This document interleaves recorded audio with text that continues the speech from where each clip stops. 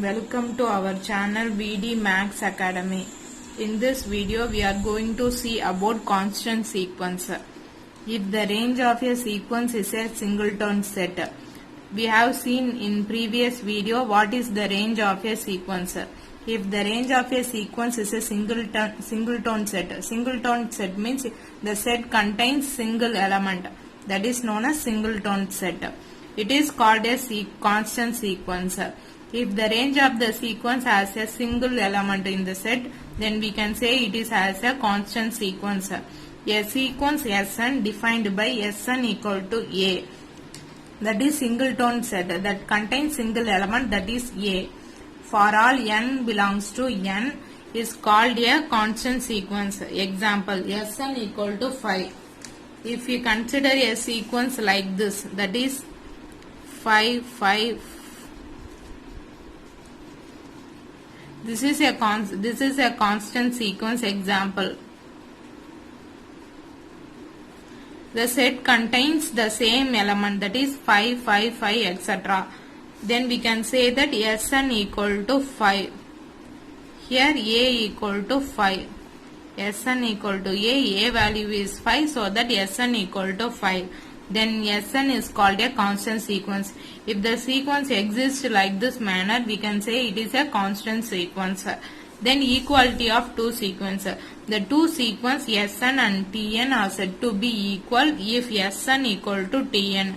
If this sequence and this sequence are equal, that is Sn and Tn values are equal, then we can say that the sequence Sn and Tn are equal.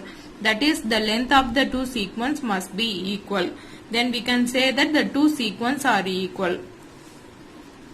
Then algebra. Length means the size. The size is known as length of the sequence. Then we see what is algebra of sequence. Let Sn and Tn be two sequences. They are taking Sn and Tn as two sequences having nth term. It contains n terms. Then Sn plus Tn, Sn minus Tn, Sn dot Tn are called. This is called sum of the two sequences. This is called difference of two sequences. This is called product of two sequences. Then if C belongs to R, they are taking some constant in the real number R. The sequence having the nth term, they are taking the sequence having n term, that is Sn, and C into Sn. C is the constant term. Multiplying with the sequence Sn is called the scalar multiplication of Sn by C. This is denoted by C into Sn. The sequence can also be denoted by the set notation. It can also be denoted by this notation also, the sequences. So only I am using different notation on representing the sequences. The sequence can be represented by various notation. Then we can see what is the limit of a sequence. The limit of a sequence. The sequence An is said to have a definite limit. This is the general meaning of the limit of a sequence. After seeing the general meaning, we can see the definition for the limit of a sequence. First thing, the sequence An is said to have a definite limit. The sequence is said to have a definite limit L if the successive terms of a sequence approaches a definite number L. Successive terms means next terms in the sequence. The next terms in the sequence approach a definite number L. The sequence approach the definite limit and the successive terms approach the definite number L. In such a way, the difference, then we can say that the difference modulus An minus L becomes less than any positive quantity. This will be less than some positive quantity. However, small infinity, that can be said as small infinity. That is nothing but modulus An minus L is less than some positive quantity, that is epsilon. Then we can see the definition for the limit. A sequence An is said to tend to a limit L. The sequence is said to tend to the limit L if when given a positive number epsilon. Epsilon is the positive quantity. however small, we can always find an integer n such that while epsilon is the positive quantity, there always exists an integer n such that modulus of an minus l. An is the sequence having n terms, minus l is the limit of the sequence that should be always less than epsilon. Here for all n greater than or equal to n is the integer. If L is defined to be the limit, when we can say this L as the limit of an as n tends to infinity. On applying the sequence n tends to infinity, then we can obtain the limit value L. We can see this we can apply this definition in next problem. Let us consider the sequence an equal to n minus 1 divided by 2n plus 3 and find its limit value. On using the above definition, we can find the limit for this an, for this sequence an. That is an equal to n minus 1 divided by 2n plus 3. This is the nth term of the sequence. We want to find the limit L. For finding the limit L, we want to take the limit n tends to infinity on both sides. So, an equal to taking n commonly outside, so that it becomes 1 minus 1 divided by n into 2 plus 3 by n. N is the common term. On getting cancelled, we get 1 minus 1 by n divided by 2 plus 3 by n. Now we want to take the limit n tends to infinity on both sides. Taking limit n tends to infinity on both sides. Limit n tends to infinity, an equal to limit n tends to infinity 1 minus 1 by n divided by 2 plus 3 by n. Anything divided by infinity value is 0. Anything divided by infinity value is always 0. On applying this result, we get limit n tends to infinity 1 minus 0, 2 plus 0. It becomes 1 by 2. Limit n tends to infinity, an equal to 1 by 2. This is the limit. This is the limit value. This value is L. Here, therefore, the value of L is 1 by 2. Then we apply the definition.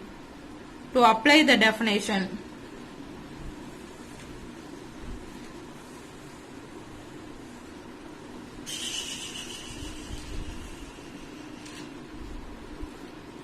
we must have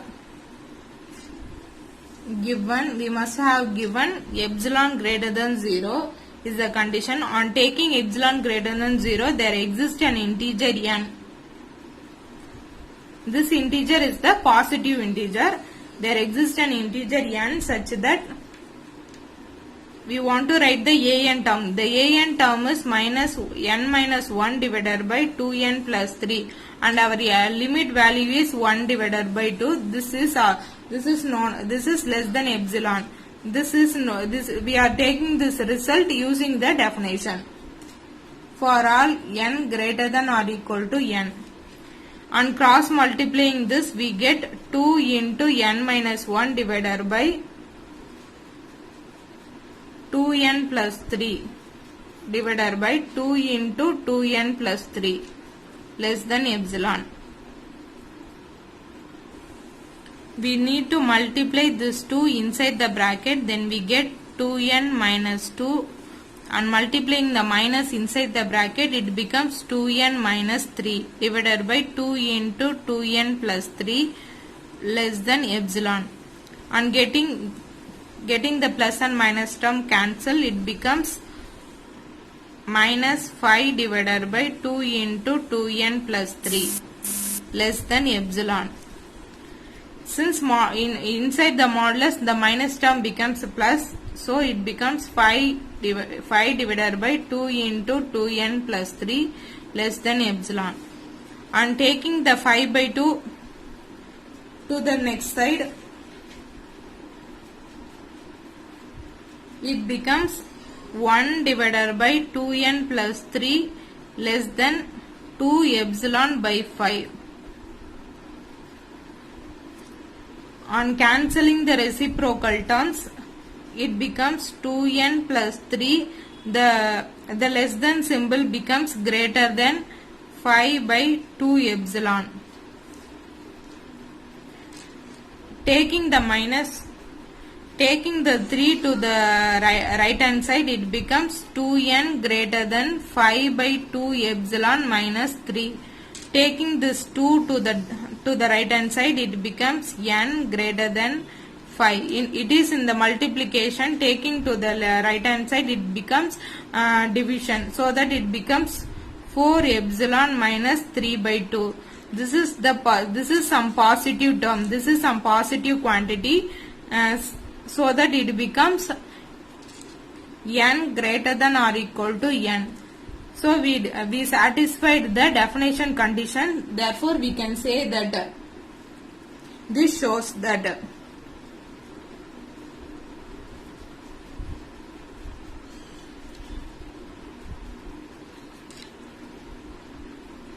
an tends to the limit 1 by 2. Therefore, we can say that the limit is 1 by 2. We know the theorem, a sequence an cannot converge to two distinct limits. A sequence can have a single limit. A sequence cannot have two different limits. We have proved the result using this theorem. So, on competitive exam basis, finding they asked to find the limit up to this. It is enough to find. This proof is not necessary on competitive exam basis. On finding the limit, up to this step is sufficient, since we know that a sequence an cannot converge to two distinct limits. Thanks for watching video.